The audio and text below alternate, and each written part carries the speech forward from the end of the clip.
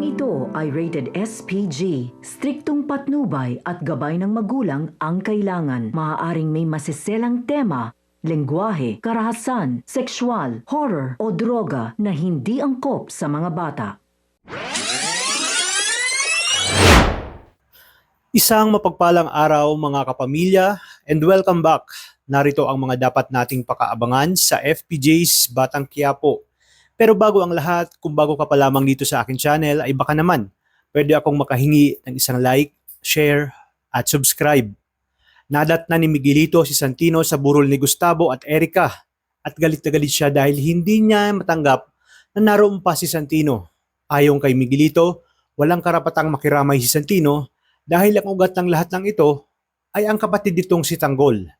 Ngunit tumanggi si Santino dahil mag-ina niya nga ang nakaratay at lolo niya rin daw si Gustavo.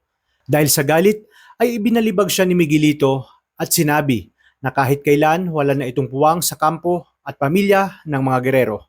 Sa kabilang banda, kinausap naman ni Ponggay ang nagtangka sa buhay ni Roberto at maingat niyang binusisi kung ano talaga ang nangyari.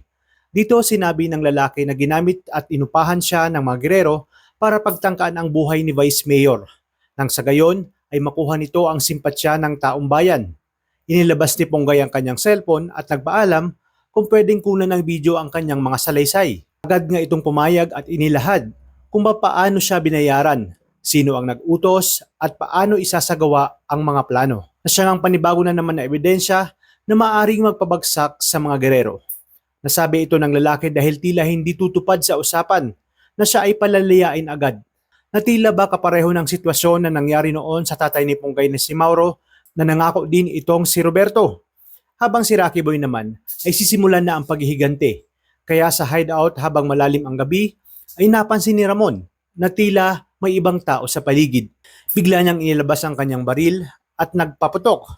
Nagulat ang mga kaibigan ni Tanggol at agad silang naghanda at pinuntahan itong si Ramon. Dito na iwang mag-isa si Tanggol sa loob kung saan mahimbing ang tulog nito habang nagpapagaling sa kanyang mga natamong sugat. Bigla siyang hinampas ni Rocky Boy gamit ang hawak itong patalim.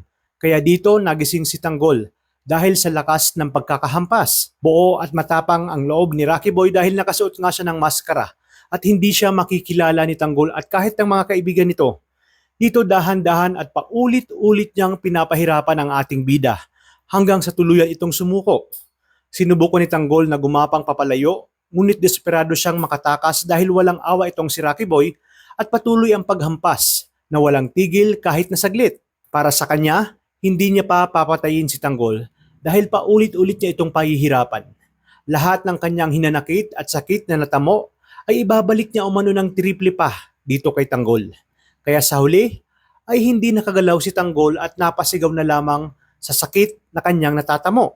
At maya-maya pa ay dumating na rin ang mga kaibigan ni Tanggol. Ngunit hindi niya rin pinalagpas ang mga ito at isa-isa niyang pinabagsak. At sa kanya nga tinanggal ang kanyang maskara at bumalik sa lugar. Sinabi niya na nakararating niya lamang at nakita niya umano ang lalaking nakamaskara. Kung saan paraan niya nga ito para lalong makuha ang simpatsya ni Tanggol at ng mga kaibigan nito.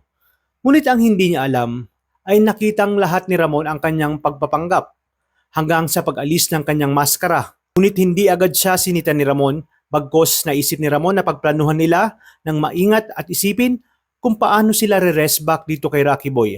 Aalamin nila kung sino ba talaga ito at kung bakit nagpapanggap ito sa kanila. At saka nga sila re-rest back kung saan walang kaalam-alam si Rocky Boy na alam na nila ang lahat. Daling salita, babalik ta rin nila ang sitwasyon at si Rocky Boy ang kanilang paglalaroan. Kaya naman pakaabangan natin ang mga susunod na kaganapan dito lang sa numero 1 teleserye ng Sambayanan, ang FPJ's Batang Quiapo.